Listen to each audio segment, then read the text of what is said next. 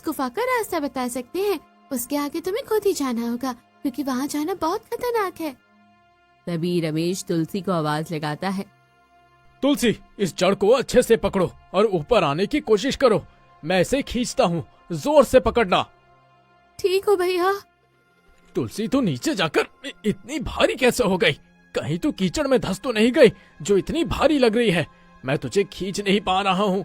जल्दी जल्दी ऊपर आने की कोशिश कर, नहीं तो ये रस्सी छूट सकती है। नहीं भैया, मुझे कुछ नहीं हुआ है, मैं ठीक हूँ। मुझे जोर लगाकर ऊपर खींचो। अब तुलसी उन छोटे छोटे जानवरों के साथ बाहर आ जाती है। ये तू अपने साथ इसको क्यों ले आई? इसलिए तू इतनी भारी लग रही थी। इसको अपने साथ लाने की क्या जरूरत थी? ये तो खुद भी बाहर आ सकते थे ना। तुलसी अब अपने भाई को सारी बातें बताती है। चलो ठीक है, कम से कम ये हमें उस परी की गुफा तक रास्ता तो बताएंगे। अब वो दोनों भाई बहन उन जानवरों के बताए हुए रास्ते पर चलने लगते हैं। चलते चलते रात हो जाती है। भैया वो देखो, वो रही गुफा। लगता है ये वही गुफा है जिसमें परी रहती है। चलो जल्दी हम उससे मिलते हैं और सारी बात बता देते हैं। रुको तुलसी, बहुत रात हो गई है, अभी उस गुफा में जाना ठीक नहीं रहेगा। वहाँ कोई जंगली जानवर भी हो सकता है। अंधेरे में हमें कुछ दिखाई भी नहीं दे रहा। हम यहीं रुककर सुबह होने का इंतजार करते हैं। ये बात तो तुम ठीक कह रहे हो भैया। हमें अभी पता नहीं है कि इस गुफा में कौन है। हम यही इंतजार करते हैं। मैंने सुना है परी रात में घूमने निकलती है। वो परी भी जब घूमने निकलेगी तो हम उससे मिल लेंगे। तब तक यही रुकते हैं। अब दोनों भाई बहन वहीं पेड़ के पास रुक जाते हैं। थोड़ी देर बाद, भैया भैया तुम कहाँ जा रहे हो? तुमने तो गुफा में जाने से मना किया था, फिर तुम अंदर क्यों जा रहे हो? अंदर मत जाओ भैया, रुको।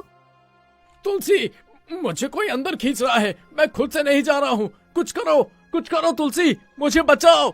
मैं मरना नहीं चाहता, मुझे बचाओ तुलसी। तुलसी अपने भाई के पीछे पीछे गुफा में दौड़ती हुई जाती है। कौन हो तुम और मेरे भाई को क्यों पकड़ा है तुमने? उसे छोड़ दो वरना अच्छा नहीं होगा।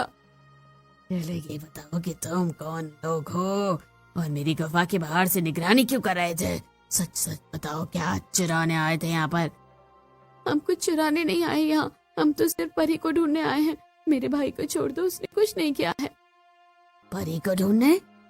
उसे किस लिए ढूंढने आए हो? क्या तुम उसे कैद करने आए हो? जल्दी बताओ, नहीं तो मैं तुम्हारे भाई के साथ साथ तुम्हें भी बांध दूंगी।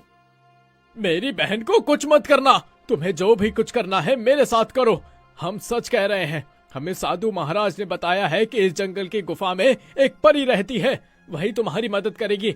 इसलिए हम यहाँ पे उसकी मदद लेने आए हैं। बहुत प्यार करते हो ना अपनी बहन से। अपनी जान के सिवा कोई भी इंसान दूसरे की जान बचाने की नहीं सोचता। तुम्हारी बात मुझे अच्छी लगी। और क्या कहा तुमने? मदद मांगने आए हो, वो भी परी से? यहाँ लोग परी को अपने साथ ले जाने आते हैं, लेकिन वो अपने लालच के कारण इस गुफा में ही कैद हो जाते हैं।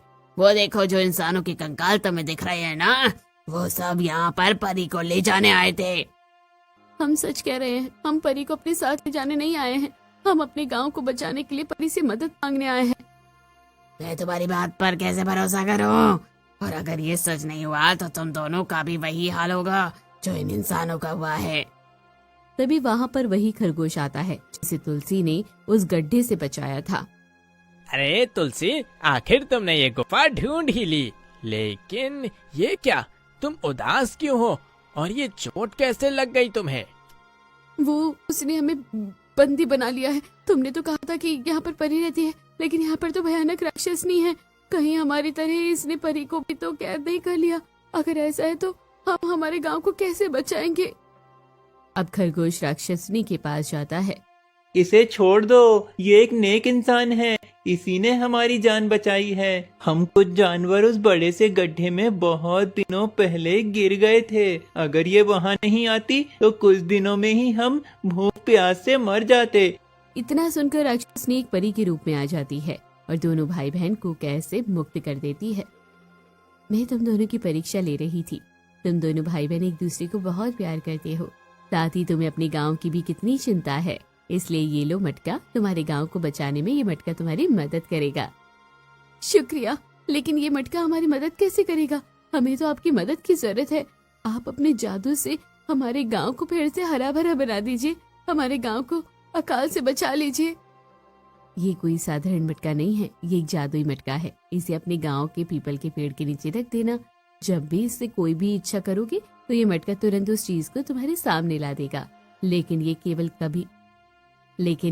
तभी काम करेगा जब इसमें तुम्हारी गांव की भलाई होगी।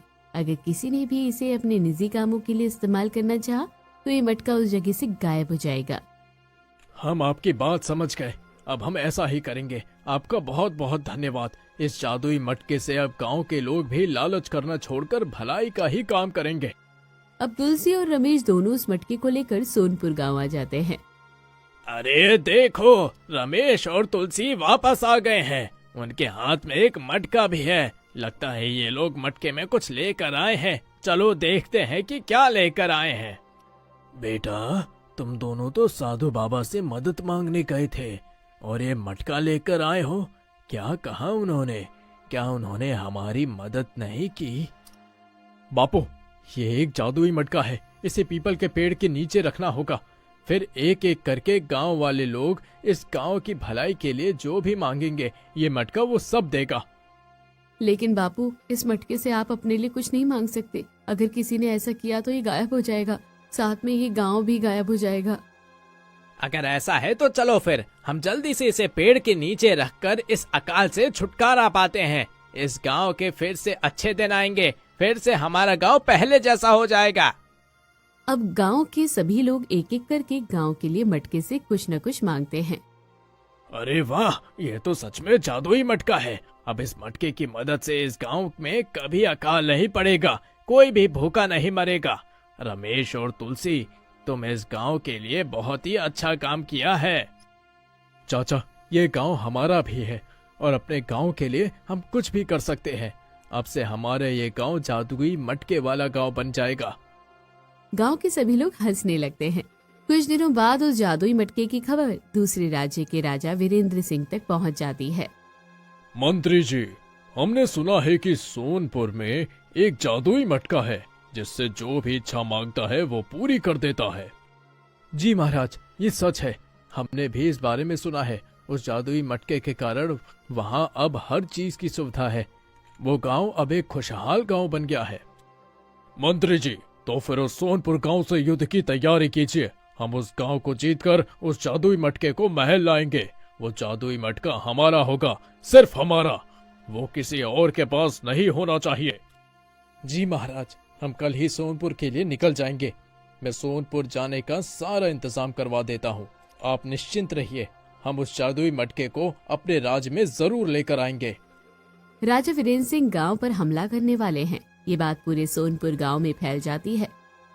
भैया, हमें गांव को बचाने के लिए जादुई मटके से मदद लेनी होगी, नहीं तो वो राजा इस मटके को यहाँ से ले जाएगा। सही कह रही हो तुलसी। चलो, हम उस जादुई मटके से अपने गांव को छुपाने के लिए कहते हैं। जब हमारा गांव किसी को दिखेगा ही नहीं तो कोई भी हमारे गांव पर हमला नहीं कर पाएगा। हाँ भैया, ये तो बहुत ही अच्छा उपाय है। इससे हमारा गांव जादुई मटके वाला रहस्यमय गांव बन जाएगा। अब दोनों भाई बहन उस जादुई मटके से सोनपुर गांव को छुपाने को बोलते हैं। हे जादुई मटके, हमारे गांव पर राजा वीरेंद्र सिंह हमला करने वाले हैं। कृपा इस गांव को बुरी नजर वालों से बचा लो और इसे जादुई मटके वाला रहस्यमय बना दो, ताकि इसे कोई भी लालची इंसान न ढूंढ सके। अब जादुई मटका सोनपुर गांव को छुपा देता है। अगले दिन, अरे ये सोनपुर गांव कहाँ गया? मंत्री जी, लगता है किसी ने हम तक गलत खबर पहुंचाई थी। सोनपुर जैसा गांव यहाँ है ही नहीं और ना ही कोई मटका, इसलिए हमें वापस अपने राज्य लौट जाना चाहिए। राजा वीरेंद्र सिंह को सोनपुर गांव मिलता ही नहीं है और वो वापस लौट जाते हैं।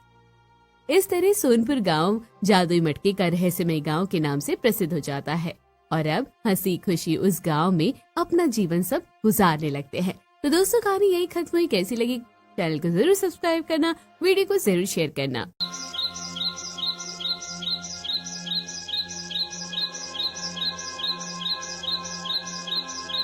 कुंतल राज्य के एक महल में 2 राजकुमारियां रहती थी, जिनके नाम थे राजकुमारी शकुंतला और राजकुमारी रेणुका। एक अपनी सुंदरता पर बहुत घमंड करती थी, तो दूसरी दिल की साफ और सब कुछ चुपचाप सह लेती थी। लेकिन एक दिन महल में आया एक रहस्यमय दर्पण, जिसने दोनों की जिंदगी को